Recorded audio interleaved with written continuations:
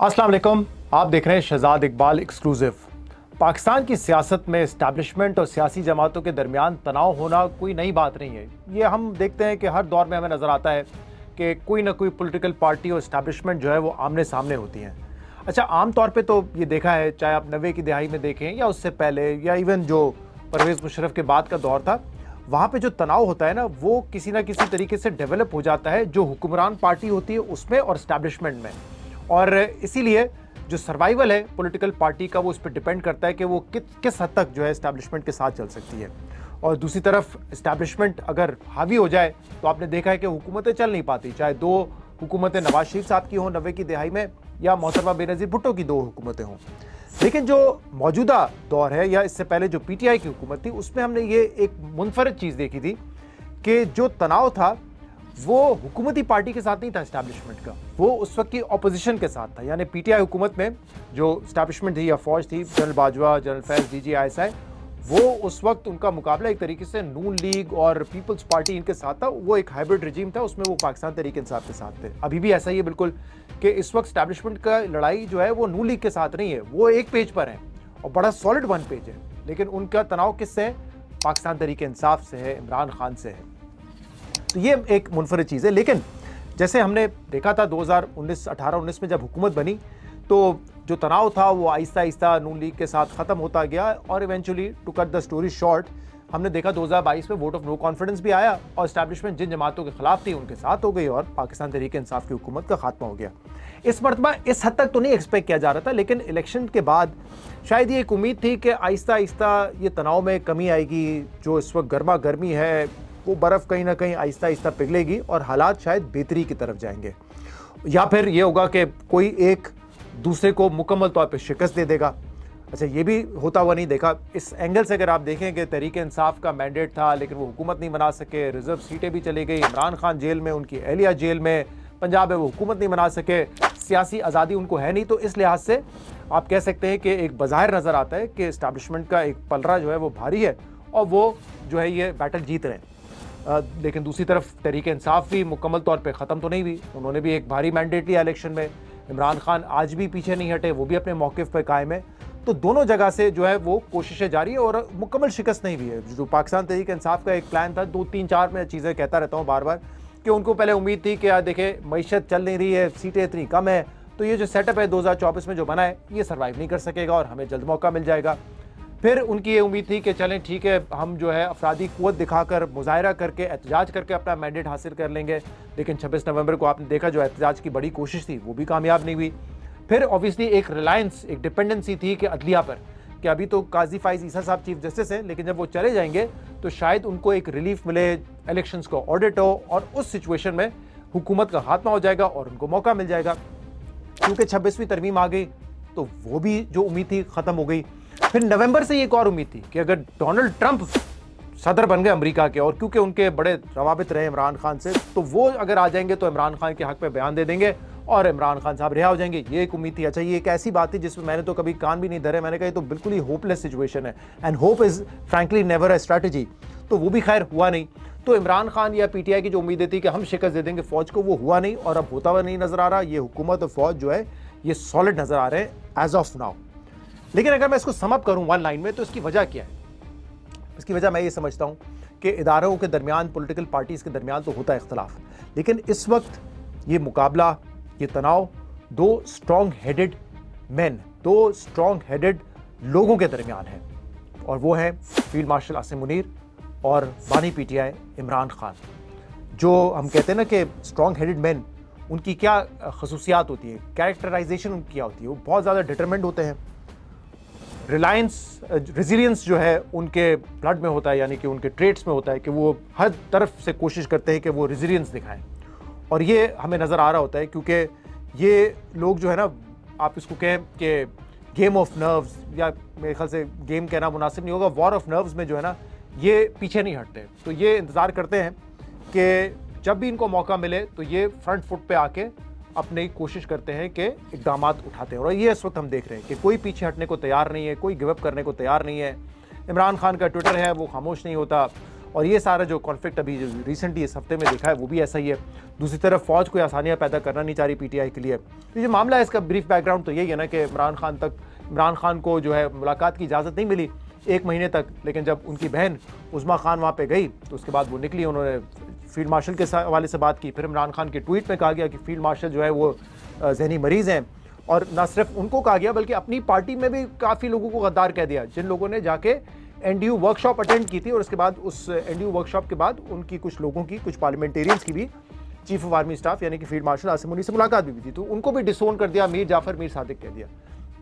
उसके बाद फिर ऑब्वियसली एक शदीद रद्दमल आए, और ये रद्दमल देखने के बाद जो है बड़ा वाज़ेह हो चुका है कि ये तनाव ख़त्म होने वाला नहीं है, ये मज़ीद एस्केलेट होगा। ये कहाँ जाके रुकेगा, कब इसका एंड होगा, कितना टाइम लगेगा और क्या ऊँट किस करवट बैठेगा, ये अभी कहना जो है बिल्कुल मुश्किल है।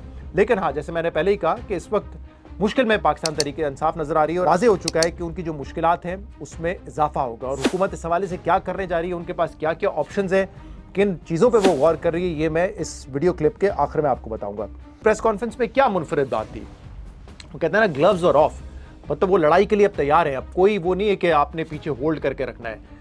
और इंटरेस्टिंग बात मैं आपको बताऊं कि आमतौर पे डीजी या एसपीआर की जो प्रेस कॉन्फ्रेंसेस होती हैं, चाहे वो इनकी हो या माजी में हो, आप देखेंगे उनका आगाज़ हमेशा पाकिस्तान की कोई ना कोई सिक्योरिटी सूरत हाल पे होता है, कोई इवेंट हुआ होता है, या ओवरऑल मजमूई तौर पे जो सिक्योरिटी सिचुएशन है कि कितने टेररिस्ट मारे गए, शहादतें कितनी हुई हैं सिक्योरिटी फोर्सेस में, कहाँ कहाँ प्रॉब्लम्स हैं।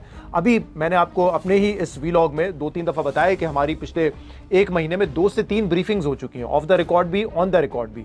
तो वहाँ पर भी ये जो डिस्कशन होती है ना, जो ब्रीफिंग जब स्टार्ट होती है तो DGI एसपीआर वो अपनी बात से करते हैं सिक्योरिटी सिचुएशन से, कहीं ना कहीं वो कोई पॉलिटिकल एलिमेंट होता है वो सामने आ जाता है, लेकिन जब सवालात शुरू होते हैं ना तो फिर वहाँ पे साफ़ी पॉलिटिकल सवाल करते हैं, क्योंकि जो ऑनगोइंग सिचुएशन होती है वो वहाँ पे पूछे जाते हैं, कुछ के जवाब आ जाते हैं, कुछ के हवाले से कहा जाता है कि देखें ये सियासी इशू है, इस पर हम बात नहीं करेंगे, हुकूमत बात करेगी। लेकिन वो जो सियासी सब कुछ चल रहा होता है, माहौल जो भी पस मंज़र होता है वो कहीं ना कहीं एड्रेस हो जाता है, और कुछ लोग तो ये कहते हैं कि असल मकसद वही सियासी बात कर रहा होती है, बाकी सिक्योरिटी सिचुएशन पर तो सिर्फ एक अपडेट होती है और असल बात जो है वो वही करनी होती है। उन्होंने डायरेक्टली ये कहा कि जो इमरान खान का बयानिया, नाम नहीं लिया उन्होंने, लेकिन ऑब्वियसली जो जेल में बैठे हुए इमरान खान वो जहनी मरीज़ हैं, उनका बयानिया कौमी सलामती के लिए ख़तरा बन चुका है, उनके इस बयानिए की अब मज़ीद चलने की कोई गुंजाइश नहीं है। 2 टोक लफ्ज़ों में, कोई सिक्योरिटी सूरत हाल अहवाल नहीं, कुछ नहीं, फलान नहीं, डायरेक्ट टू द पॉइंट उन्होंने आके इसकी बात की और कहा कि अब इसकी आइंदा इजाज़त नहीं होगी। और फिर ऑब्वियसली बहुत तवील बात की, जहनी मरीज़, जैसे मैंने कहा कि ट्वीट में फील्ड मार्शल साहब को ये कहा गया, लेकिन आज बार बार ये इस्तेलाह इस्तेमाल की गई इमरान खान के लिए कि वो जहनी मरीज़ हैं, वो कौम के लिए, वो कौमी सलामती के लिए ख़तरा है। मतलब बॉडी लैंग्वेज तो एग्रेसिव थी, लफ्ज़ों का चुनाव भी जो है DGI एसपीआर का वो भी बड़ा एग्रेसिव था ना, क्योंकि कहीं उन्होंने कहा कि कुत्ते भौंकते रहते हैं लेकिन उससे परेशान होने की ज़रूरत नहीं है। फिर उन्होंने जिक्र किया एक जगह कि उनका बाप भी कुछ नहीं कर सकता, रेफरिंग टू इमरान खान। फिर इमरान खान को ये भी कहा कि तुम्हारे बच्चे बाहर हैं, उनको यहाँ पे लेकर आओ, यहाँ पे ज़रा फ़ौज में शामिल करो और वो TTP से मुकाबला करें, फितना हिंदुस्तान से मुकाबला करें, तब जाके पता चलेगा। यानी कि इस लेवल पे ये थी, जो कि वेरी अनयूजुअल। आप नॉर्मली इस पोडियम से ISPR की जानिब से ऐसी प्रेस कॉन्फ्रेंस नहीं देखते, लेकिन क्योंकि वो जो ट्वीट था जिसमें जहनी मरीज़ कहा गया और कई बातें की गई, वो काफ़ी अरसे से चल रहा था। वैसे मामला सिर्फ मामला ये नहीं कि 20-25 दिन या महीना मुलाकात नहीं हुई तो वो रिएक्शन आया, इससे पहले भी ये बातें हो चुकी थी। फिर ये भी कहा गया कि देखें इनका आइडियल कौन है, ये जो गद्दार है शेख मुजीबुर रहमान, उसको आइडियलाइज़ करते हैं, जो पाकिस्तान के लिए सबसे बड़ा गद्दार था उसके हवाले देते हैं कि वो वतन था। ये सारी बातें जो है वहाँ पे की गई। अच्छा, जब ये कौमी सलामती का ख़तरा, नेशनल सिक्योरिटी थ्रेट, ये सब बातें हुई तो मैं ज़रा कट शॉर्ट करता हूँ, क्योंकि कोई ऐसी ब्रीफिंग नहीं थी, जो लोगों ने नहीं देखी, टीवी पे चल चुका है, जो कुछ था सारा कुछ आप लोग देख चुके हैं। लेकिन 2 क्वेश्चंस बड़े इंपॉर्टेंट और रेलिवेंट थे, एक मंसूर अली खान साहब का और फिर अफसा कोमल का, और दोनों ने एक ही बात की। अफसा और मंसूर ने ये कहा कि ये जो आप कह रहे हैं कि Imran Khan national security threat है, ये पहली मरतबा किसी सियासी शख्सियत के लिए पाकिस्तान में नहीं कहा जा रहा है। ये फातिमा जिन्ना को भी कहा गया, ये मोहतरमा बेनज़ीर भुट्टो को भी कहा गया, जुल्फ़िकार अली भुट्टो को भी कहा गया, नवाज शरीफ को भी कहा गया। तो ये तो कहते रहते हैं आप, लेकिन ये सिर्फ एक बयानिया है, इसके बाद क्या होगा ये तो जो है हम देखते हैं कि जिनके हवाले से बात कही गई है, बाद में तो जब वो पावर में आते हैं, हालात बदलते हैं, तो वो वज़ीर आज़म भी बन चुके हैं। जैसे मिसाल के तौर पे मुझे याद है 90s में नवाज शरीफ की एक बड़ी तकरीर थी, वो आपको मिल भी जाएगी यूट्यूब पे, जिसमें वो कहते थे कि मोहतरमा बेनज़ीर भुट्टो के हवाले से कि वो अंग्रेज़ों के कुत्ते नहलाते थे, वो नेशनल सिक्योरिटी थ्रेट है। लेकिन उसके बाद हमने देखा कि वो वज़ीर आज़म बनी।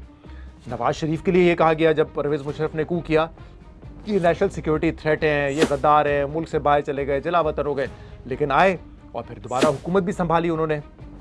इमरान खान ने भी उनको कहा कि ये जब डॉन लीक्स वाला मामला हुआ था तो उस वक्त राहिल शरीफ साहब आर्मी चीफ थे और उस वक्त पॉलिटिकल पार्टीज पीटीआई वगैरह यही करते थे कि यार ये नेशनल सिक्योरिटी थ्रेट है। नवाज शरीफ, अच्छा नवाज शरीफ डॉन लीक्स पे खुद कह रहे थे कि जो डॉन लीक हुई वो नेशनल सिक्योरिटी थ्रेट है, ये अलग एक मामला है, जो सारी प्रेस रिलीजेज आती थी प्राइवेट हाउस की तरफ से। लेकिन उस वक्त ये सारी चीज़ों का जो है ना रुख वो नवाज शरीफ की तरफ होता था।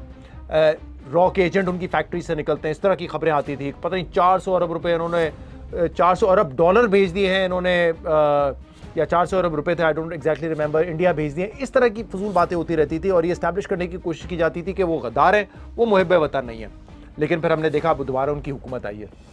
अच्छा, इस पर एक वाक़या मैं आपको सुना दूँ। इसी जगह पे यानी कि इसके इर्द गिर्द इससे भी एक हायर शख्सियत ने हमें 2019 में एक ब्रीफिंग पे बुलाया था। उसमें चंद सहाफ़ी थे। मुझे सुबह सुबह कॉल आया 7:30 बजे कि आप आ सकते हैं, पहुँच जाएँ 8:30 बजे। मैं पहुँच गया वहाँ पे, तो वहाँ पे 5-6 सहाफ़ी मौजूद थे। तो वहाँ पे बड़ी बात हुई। इमरान खान की हुकूमत उस वक्त नई आई थी और मैं ये किस्सा पहले भी सुना चुका हूँ। तो वहाँ पे जब ये सारी इमरान खान की हुकूमत के हवाले से बात हो रही थी कि बड़े पैसे भी आए हैं, उस वक्त यूएई और सऊदी अरब ने पाकिस्तान को जो है वो कर्जा दिया था, तो मैंने उनसे ये सवाल किया, उन साहब से मैंने कहा कि इस वक्त आपका एक पेज नज़र आ रहा है, आप कह रहे हैं कि हम इस हुकूमत की बिल्कुल सपोर्ट कर रहे हैं और हमें क्रेडिट भी नहीं चाहिए, जो क्रेडिट है वो इमरान खान की हुकूमत का है। लेकिन मैंने कहा अभी इनसे पहले एक और वज़ीर आज़म थे नवाज शरीफ साहब, उनके साथ तो आपकी सपोर्ट नहीं थी, वो तो ये शिकवा करते हुए नजर आए कि मुझे तो आप लोगों ने निकाला है। तो मैंने कहा ये रवैया क्यों था उनके साथ, तो इमरान खान के साथ ये रवैया मुख्तलिफ क्यों है? तो मुझे जवाब इसी तरह का मिला था। उन्होंने डॉन लीक से शुरू किया कि देखे हमने तो बड़ा सिंसियर स्टार्ट किया था, लेकिन फिर डॉन लीक्स पे उन्होंने देखे जो नोटिफिकेशन था उस पर अमल दरामद नहीं हुआ। पूरी एक उन्होंने कहानी बनाई और फिर बताया कि देखें उनके इंडिया से रवाबित थे, इंडिया से उनके कारोबार हैं, ये सारी चीज़ें जब होंगी तो हम कैसे एक वज़ीर आज़म के साथ चल सकते हैं। यानी कि वो भी एक सपोजिटली एक प्राइम मिनिस्टर को नेशनल सिक्योरिटी थ्रेट ही कह रहे थे ना कि एक वज़ीर आज़म के इंडिया से ताल्लुकात है, कारोबारी ताल्लुकात है, उनके साथ हम कैसे चल सकते हैं। ये सारी बातें हुई थी वहाँ पे। मैं हैरान था, मैंने कहा do you genuinely believe in this? तो उन्होंने कहा बिल्कुल ऐसा ही है और इमरान खान क्योंकि लॉयल हैं तो उनके साथ हम खड़े हुए हैं। जब बाहर निकले तो एक और साहब थे वहाँ पे, उनसे मैंने पूछा, मैंने कहा जो बात की मतलब ये वैसे ही एक बयानिया है या डू यू सीरियसली बिलीव कि नवाज शरीफ के कोई ताल्लुकात हैं कारोबारी? तो उन्होंने कहा बिल्कुल, आपको नहीं पता उनकी फैक्ट्री से जो है रॉ के एजेंट्स पकड़े गए। I mean I was amazed. लेकिन फिर आपने देखा कि 3 साल बाद वही नवाज शरीफ के भाई की हुकूमत आई, वही नवाज शरीफ के तमाम केसेस, चाहे वो करप्शन के थे या सियासी केसेस आप उनको कहें, वो ख़त्म किए गए। नवाज शरीफ के भाई की फिर दोबारा पीडीएम के बाद अब अपनी हुकूमत बन गई है। मियाँ साहब 27वीं तरमीम को वोट भी देते हैं और उनको बड़े अच्छे लफ्ज़ों में याद रखा जाता है। तो ये इस मुल्क की एक तारीख है। इसलिए ये सवाल जो था मंसूर और अफसा का, ये बड़ा इंपॉर्टेंट था कि पहले भी कहा गया लेकिन लोग फिर इक़्तिदार में आ जाते हैं। इसका जवाब बड़ा इंपॉर्टेंट था मेरे ख्याल से। DGI ISPR ने 2 बातें कही इस पर। उन्होंने कहा एक तो इस पोडियम से ऑफिशियली किसी सियासतदान को गद्दार नहीं करार दिया गया। हो सकता है बिल्कुल ठीक हो, उस पोडियम से ISPR के रूम में जहाँ पे प्रेस कॉन्फ्रेंस होती है वहाँ पे डायरेक्टली ये नहीं कहा गया हो, लेकिन एस्टैब्लिशमेंट ने ये बयानियाँ दूसरे सियासी लोगों के हवाले से बनाए। उसकी मिसाल मैंने आपको दे दी। ऑफिशियली पब्लिकली नहीं कहा गया, ये DGI ISPR ने कहा, और उन्होंने कहा इतनी क्लैरिटी से नहीं कहा गया। दूसरा उन्होंने ये कहा कि जो PTI ने काम किए हैं वो माजी में सियासतदानों ने नहीं किए, ना नवाज शरीफ ने किए, ना बेनज़ीर ने किए, ना फातिमा जिन्ना ने किए। ये आज बताया गया। और देखिए इसमें PTI वालों को जो है ना ज़रा सोचना भी चाहिए कि इसमें बात में दम है, कुछ चीज़ें सही हैं। आज तक जितनी भी हालात ख़राब हुए और बहुत हुए हैं, नवाज शरीफ के कोई अच्छे ताल्लुकात नहीं थे एस्टैब्लिशमेंट के। मोहतरमा बेनज़ीर भुट्टो को पहली हुकूमत नहीं बनाने दी जा रही थी, अकोमोडेट करना पड़ा था लोगों को, इंटीरियर मिनिस्टर कौन होगा, फला जनरल को रखा जाएगा, ये होगा, ये सब कुछ किया उन्होंने। लेकिन जब आप ये करते हैं ना कि यार मुल्क में रेमिटेंसेज ना भेजो, आप सिविल नाफरमानी की कॉल दे देते हैं, आप कहते हैं कि IMF का जो प्रोग्राम है उसको जो है ना शेयर बाजार में कहते हैं कि वाड़ दो उसको। जब आप इस तरह की बातें कर रहे होते हैं तो ये कौमी इंटरेस्ट में नहीं है और ये ऐसे इश्यूज हैं जिस पर आपको फायदा भी नहीं होना। आपने अभी कहा था कुछ महीने पहले रेमिटेंसेज बंद कर दो, उस दिन के बाद से रेमिटेंसेज बढ़ रही हैं क्योंकि आपने ये सोचा ही नहीं रेमिटेंसेज जो भेज रहे हैं वो तो जरूरत के लिए भेज रहे हैं अपनी फैमिली के लिए, उससे सियासत का कोई ताल्लुक नहीं है। आप गए इन्वेस्टमेंट बंद कर दो, ये चीज़ें नहीं होती हैं और ये चीज़ें नेशनल इंटरेस्ट में भी नहीं है। मैं ये नहीं कहूँगा इन लोगों को कि PTI की इन पॉलिसीज़ के, इन दावों के, इन बैन जो भी आप इनको कहें, मैं इनके सख्त खिलाफ हूँ, बट मैं ये नहीं कहूँगा गद्दार है, बट ये इंतहाई गलत पॉलिसीज़ है जिससे मुल्क को नुकसान होता है। तो इससे तो आपको वैसे ही परहेज़ करना चाहिए। तो ये जवाब उनका बिल्कुल ठीक था कि जिस हद तक चलेगा। फिर उन्होंने ये भी कहा DGISPR ने कि देखें 9 मई हुआ कोर कमांडर हाउस पे हमला, ये सब भी हमने नहीं देखा है। और फ्रैंकली उसमें मेरा हमेशा पॉइंट ऑफ व्यू रहा है कि 9 मई के जो मुल्जिमान हैं उनको सज़ा होनी चाहिए, मेरिट पे होनी चाहिए। उसकी आड़ में पार्टी को तोड़ फोड़ करना, इलेक्शन से आउट करना, ये नहीं होना चाहिए। बट ऑब्वियसली जो हुआ 9 मई को उसको कोई सपोर्ट नहीं कर सकता, उनके मुल्जिमान को मेरिट पे सज़ा मिलनी चाहिए। ऐसा नहीं है कि जो वहाँ पे नहीं था, शाह महमूद या उमर अयूब, उनको भी आपने सज़ा दे दी उठा के, ये नहीं होना चाहिए। तो ये उन्होंने डिफ्रेंशिएट किया। और फिर मेरे प्रोग्राम में यही बात अताउल्लाह तारा साहब ने भी की कि माजी में नेशनल सिक्योरिटी थ्रेट या गद्दार जो है सियासी बयानिया होता था, लेकिन इमरान खान साहब वो कहते हैं कि एक हद से आगे निकल गए। तो इस पर ज़रूर PTI को जो है वो कंसिडर करना चाहिए कि वो क्या इकदाम उठाते रहे। अच्छा, मज़े की बात ये मेरे प्रोग्राम में अली मोहम्मद खान साहब ने कहा कि किसी को गद्दार नहीं कहना चाहिए। I totally agree. उन्होंने ये कहा कि अगर आप वर्दी में हैं तो आप मुहिब्बे वतन है, हम वर्दी में नहीं है तब भी हम मुहिब्बे वतन है। 100%। किसी को सर्टिफिकेट देने की आदत नहीं चाहिए इजाज़त। लेकिन इमरान खान साहब कैसे गिला कर सकते हैं, या इमरान खान साहब की पार्टी कैसे गिला कर सकती है कि आप मुझे गद्दार कह रहे हैं? वो मैं इसलिए कह रहा हूं क्योंकि उनकी जो अपनी ट्वीट थी उसमें उन्होंने अपने लोगों को गद्दार कहा है, मीर जाफर मीर सादिक से तशबीह दी है। अभी जो ट्वीट उन्होंने किया उसमें छोड़ दें उन्होंने फील्ड मार्शल के हवाले से क्या बात की, उनके अपने लोग जो NDU की वर्कशॉप में गए थे उनके हवाले से, चाहे मिशाल यूसुफजई हो, चाहे मस्ती खेल साहब हो, उमैर नियाजी हो, उनको कहा ये मीर जाफर और मीर सादिक हैं कि पार्टी इतनी मुश्किल में है और आप जाके उनकी वर्कशॉप्स अटेंड कर रहे हैं। अब सोचें ज़रा, वो सफाइयाँ देते फिर रहे लोग कि ये तो पिछले साल भी गए थे, ये तो हमारी पार्लिमानी पार्टी का फैसला था कि कौन जाएगा वहाँ पर, तो आप हमें गद्दार ना कहें, हम तो लॉयल हैं। मतलब इमरान खान के लिए जो मुश्किल वक्त काट रहे हैं, जो लॉयलिस्ट हैं, इमरान खान उनको गद्दार कह रहे हैं। सो जब आप ये कहेंगे तो फिर आप कैसे ये एक्सपेक्ट करेंगे कि दूसरे आपको गद्दार ना कहें या आपके हक में खड़े हों अगर आपको कोई और गद्दार कहता है? तो ये ज़रा इमरान खान को, PTI को सोचने की ज़रूरत है। और मैंने जो है ये कन्फ्रंट भी किया, क्योंकि अभी ये बातें हो रही है ना कि नहीं इमरान खान ने पता नहीं कहा है या नहीं कहा है, या इमरान खान के पास क्या इन्फॉर्मेशन पहुंचती है, या जब इन्फॉर्मेशन वो बात करते हैं तो वो बाहर कैसे आती है। लेकिन लोगों को ये याद रखने की ज़रूरत है कि 2022 में वोट ऑफ नो कॉन्फिडेंस से पहले जब इमरान खान ये बयानिया बना रहे थे कि न्यूट्रल जानवर होता है, उस वक्त ये कहते थे मीर जाफर मीर सादिक। और किसको कहते थे? जनरल बाजवा को कहते थे, क्योंकि जनरल बाजवा उनको नजर आ रहा था कि अब उनसे सपोर्ट हटाकर वो उनकी जो मुखालिफ पार्टी से उनके साथ जा रहे हैं। उनको कहते थे मीर जाफर मीर सादिक से तशबीह देते थे। तो ये कोई नई बात नहीं है। PTI को हैरान नहीं होना चाहिए या इस पर डाउट नहीं रखना चाहिए कि इमरान खान ऐसा नहीं कह सकते, वो कह सकते हैं। और इसीलिए इसी तर्ज अमल पर चलते हुए आप देखेंगे कि उनकी पार्टी भी हर किसी को सोशल मीडिया पे, उनके रहनुमा या ट्रोल्स, किसी को भी गद्दार डिक्लेयर कर देंगे। अपनी पार्टी में लोगों को गद्दार डिक्लेयर कर दिया जाता है। ये माहौल हम BJP में देखते हैं इंडिया, और उसको हम क्रिटिसाइज करते हैं कि यार वहाँ पे जो BJP से थोड़ी सी हट के लाइन ले वो गद्दार हो जाता है।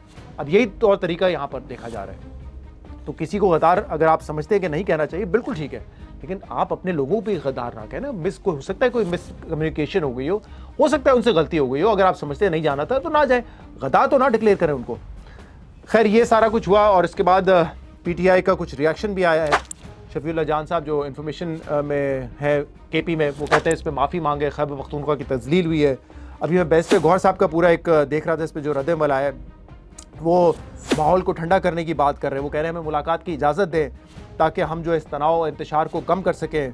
अफसोस का इज़हार कर रहे हैं कि रियासती इदारे और सियासी लोग एक दूसरे को जहनी मरीज़ कह रहे हैं और एक दूसरे पर शक का इज़हार कर रहे हैं। ये वो कह रहे हैं कि बड़ा अफसोस था कि ये नहीं होना चाहिए। उन्होंने आज DGISPR की जो प्रेसर है उस पर भी जो है मायूसी का इज़हार किया है।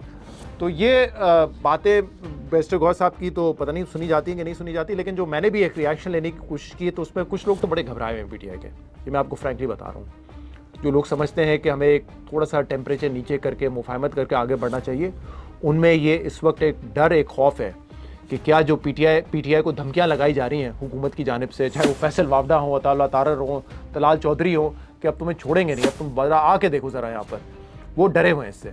अताउल्लाह तारर साहब ने ये कहा भी है कि अगर ये बाहर आएंगे ना अडियाला के तो फिर इनके ऊपर पर्चे होंगे और इनके खिलाफ कार्रवाई होगी। जो सोशल मीडिया पे इनकी मुहिम चलाते हैं उनके खिलाफ भी जो है कार्रवाई होगी, वार्निंग दे दी है।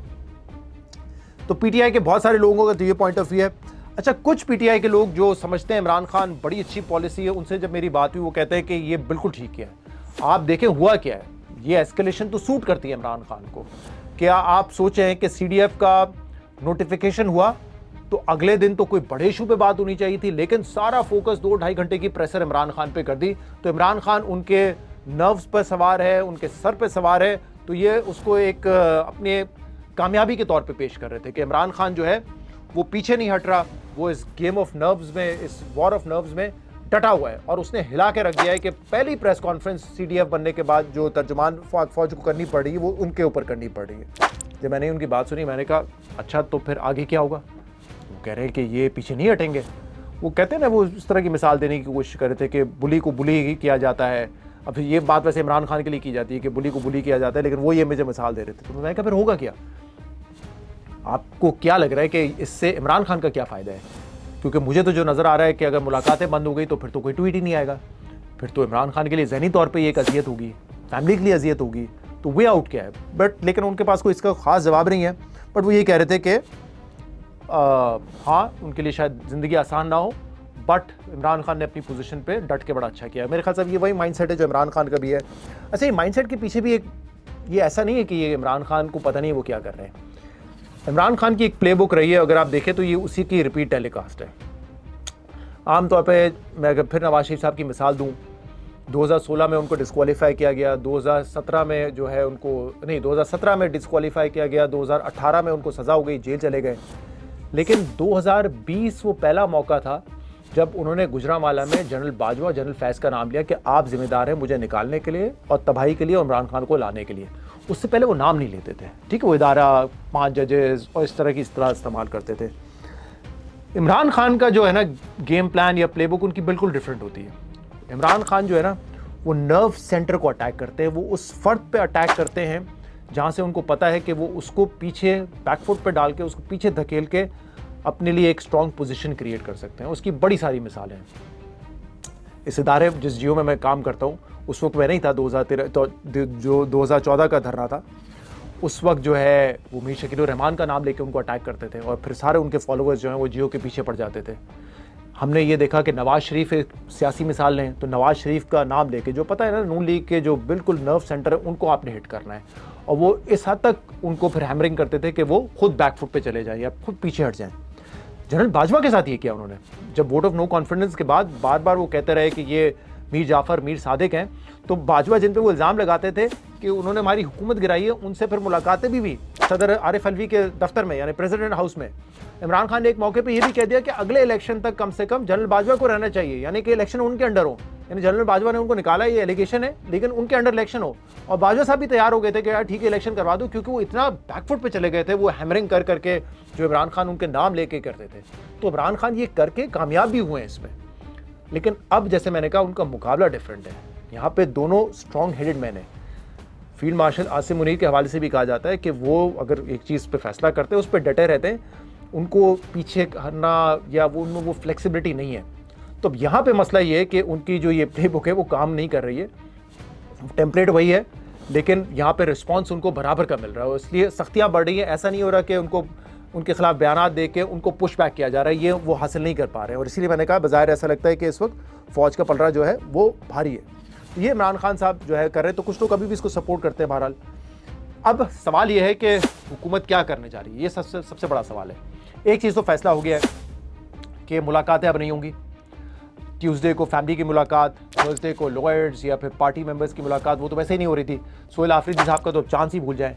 तो अब ये मुलाकातों का सिलसिला बंद हो जाएगा, ना उज़मा मिलेंगी, ना अलीमा खान मिलेंगी, ना फिर नौरीन मिलेंगी जो उनकी बहन है। और जब वो नहीं मिलेंगी ऑब्वियसली एक कम्युनिकेशन गैप रहेगा। अब हुकूमत के लिए एक चैलेंज ये है कि कब तक नहीं मिलेंगी। हम देखें बार बार ये कहते रहे और हमारे लिए बड़ा मुश्किल हो जाता है, क्योंकि मैंने तो पहले भी कहा था कि आइन और कानून के मुताबिक उनको मिलने देना चाहिए, आप मुलाकातें नहीं रोक सकते। लेकिन आज वो सवाल करते हैं आप आइन कानून ह्यूमन राइट्स की बात कर रहे थे, देखो वो सियासी बात कर रहे हैं। तो भाई आज भी हम यही बातें करेंगे कि आइन और कानून के मुताबिक मिलना चाहिए, लेकिन अगर वहाँ से कोई गलत बात होगी तो उसको हम कंडेम करेंगे, उसकी मजम्मत करेंगे, उस पर हम तनकीद करेंगे, ये हमारा हक बनता है। लेकिन ऑब्वियसली मुलाकातें कैसे रोक सकते हैं? तो अब सवाल ये है कि ये कितने अरसे तक ये मुलाकातें रोकेंगी, ये कब तक सस्टेन कर सकते हैं? क्योंकि जब मुलाकात फ्रीक्वेंटली हो रही होती है ना, हफ्ते में 2 दफ़ा वो मुलाकात होती है, खबर भी नहीं बनती, हमें भी पता है क्या मुलाकात होगी, ट्वीट आएगा, आगे बढ़ जाते हैं। अब क्योंकि 1 महीने तक मुलाकात नहीं हो रही थी, इंडियन मीडिया ने खबरें उठाई। अब चाहे वो यहाँ से प्लांट की गई हों, लेकिन ऐसा तो नहीं है ना कि यहाँ पे बड़ा इन्फ्लुएंस है इंडियन मीडिया पे। लेकिन उनको एक मौका मिला कि फॉल्ट लाइन्स हैं, और अगर इमरान खान फौज के खिलाफ बात कर रहा है, ये फॉल्ट लाइन है, हम इसको जो है कैश करेंगे। और फिर आपने देखा पूरा इंडियन मीडिया कि वो मर गए हैं, पता नहीं उनकी सेहत कैसी है, स्काई न्यूज़ तक पहुँच गई खबरें और अफगानिस्तान टाइम्स में छप गई। तो अगर आप मुलाकात नहीं करने देंगे, आप माने या ना माने, कोई यहाँ से फीड करे या ना करे, this will become an international story. तो हुकूमत कब तक ये सस्टेन कर सकती है मुलाकातें बंद करना, ये एक इंपॉर्टेंट सवाल है। दूसरा, क्या हुकूमत अपने वही जुलाई में जो उन्होंने कहा था कि पार्टी बैन हो सकती है, क्या इस तरफ वो आगे बढ़ेंगे? आज तलाल चौधरी साहब ने कह दिया एमक्यूएम वाला मॉडल तो हमें काबिल कबूल है कि अल्ताफ़ हुसैन साइड में हो जाएं, यानी कि जो पार्टी के कायद हैं वो साइड में हो जाएं और बाकी लोग पार्टी चलाएं। वो कह रहे हैं यही फॉर्मूला अगर आप एप्लीकेबल करते हैं पीटीआई पे तो हम फिर चलने के लिए तैयार हैं। तो पाकिस्तान तहरीक इंसाफ तो ये नहीं करेगी। इमरान खान इस पीटीआई इमरान खान, ये नहीं हो सकता वो उनको माइनस करके आगे बढ़े। तो क्या पार्टी बैन करने जाएंगे, गवर्नर राज लगाने जाएंगे? और इस पर सीरियसली पहले भी कह रहे थे, गौर हो रहा है। ये एक मुश्किल टास्क है। मैंने पहले भी कहा था, देखिए हुकूमत जितनी भी कहता रहे ना कि हम गवर्नर राज लगा देंगे, एक प्रॉब्लम है। इसमें प्रॉब्लम ये कि अभी एक अली अमीन की मिसाल ले लें। जब अली अमीन थे तो पीटीआई बहुत ही डिवाइडेड थी आपस में। आतिफ खान, शहराम साहब का, असद कैसर साहब का एक अलग ग्रुप था, कुछ और मुखालफिन थे। लेकिन जब ये हटे अली अमीन गंडापुर साहब, तो आपने देखा ये सारे यूनाइटेड हो गए। सोहेल आफरीदी साहब का जो भी यंग एक कैंप है, वो ग्रुप है, वो आतिफ खान वगैरह, ये सारे यूनाइटेड हो गए और 92 उनको वोट मिलने थे, वो वोट मिल गए। इसी तरीके से अगर अभी भी कुछ फ्रैक्शंस हैं वहाँ पे, फ्रेगमेंट्स मौजूद हैं, तो फिर जब आप ये करेंगे, गवर्नर राज लगाएंगे, पूरी पीटीआई एक हो जाएगी। और अभी पीटीआई को अगर रियासत को चैलेंज करना पड़ता है ना, तो पीटीआई का काफिला निकलता है, पंजाब आने की कोशिश करता है, इस्लामाबाद आने की कोशिश करता है, तब वो आपको जाके एक धचका देने की पोजीशन में होते हैं, यानी कि वहाँ से सवारियाँ लेकर आएँ, इंतज़ाम कर आएँ, फिर जाके वो इस्लामाबाद में हुकूमत को जो है कुछ टफ टाइम देने की पोजीशन में होते हैं। अगर वहाँ गवर्नर राज लग गया तो वहाँ पे पॉपुलैरिटी तो है, 12 साल से उनकी हुकूमत है, तो वो तो अगर एहतजाज होने लगे तो वो एहतजाज का फिर जिम्मेदारी या उस पर काउंटर कर रहा, वो तो पूरा जिम्मेदारी हुकूमत पर आएगी, इदारों पर आएगी। वो कैसे करेंगे? ये एक प्रॉब्लम ज़रूर है उनके लिए, लेकिन फिर भी इन चीज़ों पे जो है गौर ज़रूर किया जा रहा है। एक और बात प्रेस रिलीज से, क्योंकि ज़्यादातर सवाल जो है ना फिर वो इसी हवाले से हो रहे थे, इमरान खान, नेशनल सिक्योरिटी, सियासी सवाल, और बहुत सारे सवाल के जवाब में DGI कह देते हैं कि ये सियासी सवाल है, ये आप हुकूमत से पूछें। लेकिन एक सवाल अजमल जामी साहब ने जो किया, 2-3 सवाल किए उन्होंने, इंपॉर्टेंट सवाल थे, ऑल्दो उनको जवाब कुछ हद तक मिला, लेकिन आगे जाके फिर हमें नज़र आया कि DGI उनके सवाल पे नाराज़ भी हुए और उन्होंने थोड़ा सा बरहमी का भी इज़हार किया। अब वो सवाल क्या था, रेलिवेंट इसलिए कह रहा हूँ क्योंकि ये इदारे से मुतल्लिक सवाल था, बाकी सवाल तो सियासी है ना, ये इदारे से मुतल्लिक सवाल था, जिसमें उन्होंने कहा कि नोटिफिकेशन में ताख़ीर क्यों हुई, और उन्होंने ये कहा कि ये भी एक बात हो रही थी इस दौरान कि क्या जो CDF है वो सिर्फ आर्म्ड फोर्सेस से होंगे या मुख्तलिफ फोर्सेस से होंगे। इस पर बड़ी कियास सराई चल रही थी, बिल्कुल ठीक बात है, इस पर बड़ा कियास हो रहा था। फिर SIFC के जो कोऑर्डिनेटर हैं उन्होंने जनरल सरफराज ने ये कहा कि कुछ टैक्सेस के हवाले से अदम इत्मीनान का इजहार किया मईशत की परफॉर्मेंस पे, तो वो कहते हैं कि हुकूमत पे अदम एतमाद है, ये सवाल उन्होंने किया। तो ताख़ीर के हवाले से तो पहले DGI ने कहा कि CDF जो है वो सिर्फ एक ओहदा नहीं है, CDF हेडक्वार्टर पूरा एक तश्कील देना है, क्योंकि पहले एक कमेटी थी, joint chairman chief of staff committee होती थी, अब उसको हम रिप्लेस कर रहे हैं उस मैकेनिज्म को एक ऑपरेशनल हेडक्वार्टर से, तो उसमें तैनातियाँ, उसको पूरा बनना, इसमें वक्त लग रहा था, इसलिए जो है उन्होंने इसमें ताख़ीर हुई। अच्छा, फिर सवाल का जो दूसरा हिस्सा था ना, जिसमें उन्होंने ये कहा था कि CDF सिर्फ आर्म फोर्सेस से क्यों होगा, अब इस पर उन्होंने कहा कि थोड़ा भरमी का इज़हार किया कि आइन में लिखा हुआ है, हम तो नहीं आइन को अमेंड करते, हुकूमत ने किया है, तो वहाँ पर तो लिखा हुआ है, वहाँ पे ये लिखा हुआ है कि आर्म फोर्सेस जो है चीफ ऑफ आर्मी स्टाफ ही जो है वो CDF बनेंगे, यानी कि आर्म फोर्सेस से होंगे, तो आप इस पर सवाल क्यों कर रहे हैं? और मैं एग्जैक्टली अगर कहूँ तो उन्होंने कहा कि ये आप नैरेटिव क्रिएट करने की कोशिश करते हैं, इसमें कोई गुंजाइश नहीं है, बट आप ऐसी बातें करके जो है ना वो फिर मामले को धुंधला करते हैं। कॉन्स्टिट्यूशन में बड़ा क्लियर है, अंग्रेज़ी में लिखा हुआ है, आप पढ़ नहीं सकते, उन्होंने ये सारी बातें की। आई एम श्योर लोगों ने TV पे देखा भी होगा।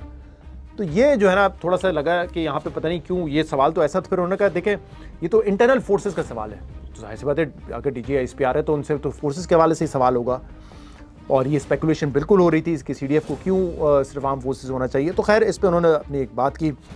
अच्छा, ये भी हमने देखा कल जो हुआ, अब सवाल ये उठ रहा है कि यार जो 27वीं तरमीम के मुताबिक था वो आ गया नोटिफिकेशन, और अभी भी जो सारा हेडक्वार्टर बनाना है आपने, CDF हेडक्वार्टर तश्कील देना है, उसमें तो अभी भी वक्त लगेगा, लोग अपॉइंटमेंट हो गया, अभी भी हमें नहीं पता कमांडर स्ट्रेटेजिक कमांड कौन होगा, ये नाम आने हैं। तो जो ये एक सिर्फ लेटर था जारी करना, वो तो पहले भी हो सकता था, ताख़ीर क्यों हुई? जो एक फ़र्क था, सिर्फ कल नोटिफिकेशन आया उसमें एक खबर एक्स्ट्रा थी, और वो ये थी कि एयर चीफ को मजीद 2 साल की एक्सटेंशन दी जा रही है, यानी कि अब उनका टर्म जो है वो 26 में नहीं ख़त्म होगा, वो 28 में ख़त्म होगा जाकर। तो इसलिए अब ये सवाल हुकूमत से हो रहा है कि क्या कोई इंटरनल ऐसा मामला था जिसमें एयर चीफ को या मजीद लोगों को अकोमोडेट करना था, इसलिए 2 साल की एक्सटेंशन पे मामला फंसा हुआ था। और जब हुकूमत ने ये ऐलान कर दिया तो फिर नोटिफिकेशन आ गया, सॉर्ट आउट हो गया ये मामला। अब ये सवाल उठा रहे हैं, हुकूमत इस पर कोई बात नहीं कर रही, वो कह रहे हैं कि बस एक मसला था, फंसा हुआ था इंटरनल, वो हो गया। बहरहाल लोग इस पर स्पेकुलेट तो कर रहे हैं। तो बहरहाल इसका कोई एक जवाब तो आ गया कि हेडक्वार्टर बनाना है, लेकिन ये भी अब तय है कि 27 तरमीम के तहत जो है वो जो चीफ ऑफ आर्मी स्टाफ होंगे वही CDF होंगे। इसमें किसी किस्म की फ़िलहाल तब्दीली नहीं की गई है। तो ये था जी आज का वीलॉग। अब सूरत हाल आपके सामने है। लेट्स सी आने वाले दिनों में PTI के लिए वाकई कोई मुश्किलात होती हैं या हुकूमत सिर्फ उनको डराने की कोशिश कर रही है। बहुत शुक्रिया जी।